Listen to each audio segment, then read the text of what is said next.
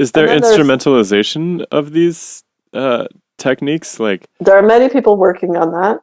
By many, I mean compared to how it used to be. are there any employees? Like, has the CIA are they hiring people to as precogs? Like, to what extent is this a useful skill? Because I think that's maybe. I mean, I don't know anything about it, but it seemed to me that if you can't train somebody in it, then maybe that's why it hasn't ascended to that technological throne. Yeah, You because can train someone in it. It's just the taboo. okay, And so there is a gifted. I mean, like can train someone to play piano, but some people are super gifted. Right? yeah, exactly. And so, like, I think that what you're suggesting is that if it was widespread and it was possible for everybody to do it and to be doing it, and it was, like you think in Minority Report, right? There's a room full of people and they're the precogs and they're deciding who's going to commit the crime. And the first moment that there's a police department or some state agency that has that, everybody is suddenly going to be like, well, we knew all along. Or an app that allows you to track your progress, like you can sit there and get better at it or something. Like, I think that people really do like to be able to have these sorts of markers for progress or markers for success. And there's not a lot of that in the world for these sorts of abilities because, like you say, there are a lot of that in the world. It's just like you don't know about them. Well, no, what I'm saying I can tell you that there's not an opportunity to practice these abilities in a way where people are supportive. Like if you're like, I'm learning to play piano, people are like, oh, that's cool. Oh, right. Like I'm learning to predict the future. People are like, that's nuts. Yeah, exactly.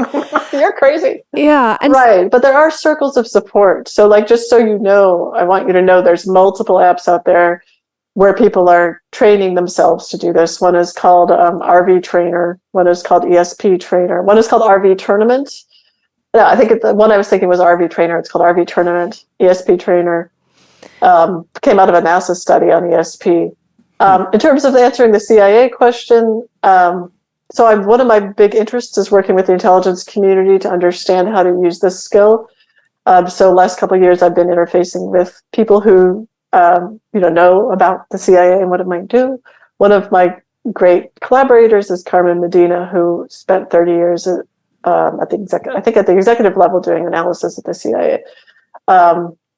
Anyway, she and I did a South by Southwest talk about using precognition in the intelligence community, and I think there's a real value there. And I think that you maybe wouldn't hear about it like everywhere if the CIA decided to start doing that, but I think it's something that is not a bad thing to consider because of the different types of minds. If you acknowledge that it's a skill that some people have that's undeniable, it's not clear why you wouldn't try to find a way to use that. And also, that's one thing. So people who are already skilled. And then in terms of training the people who have the taboo to use their intuitive insight and to think precognitively so that they can do better foresight is clearly obvious. It's like, why not incorporate this into our pantheon?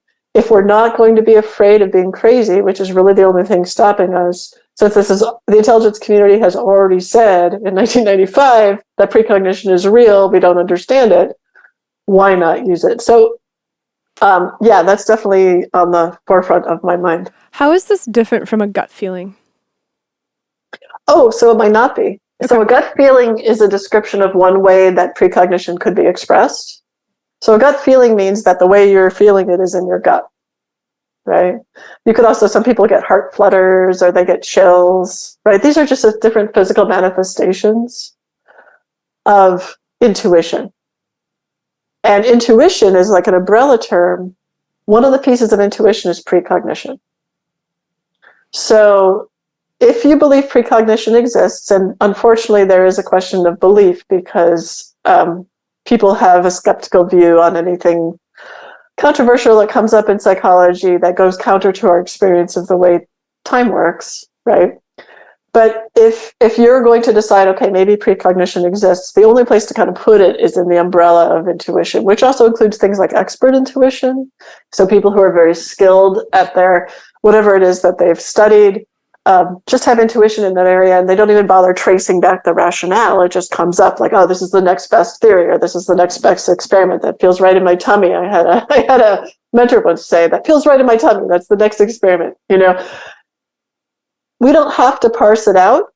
we can just say intuition includes all of it. I don't care when I'm using precognition and when I'm using expert intuition, or when I'm using unconscious processing of sensory events that never raise to consciousness but go into a funnel that lead to a decision. I don't care. Like, I'm just going to learn to follow my intuition.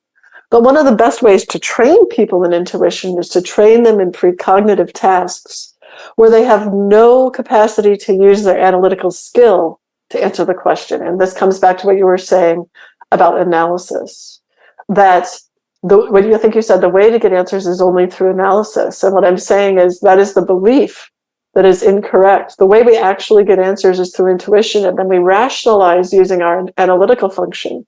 And we say, this is why it occurred to me. But there's no very good scientist that I know that will literally say they get answers with analysis.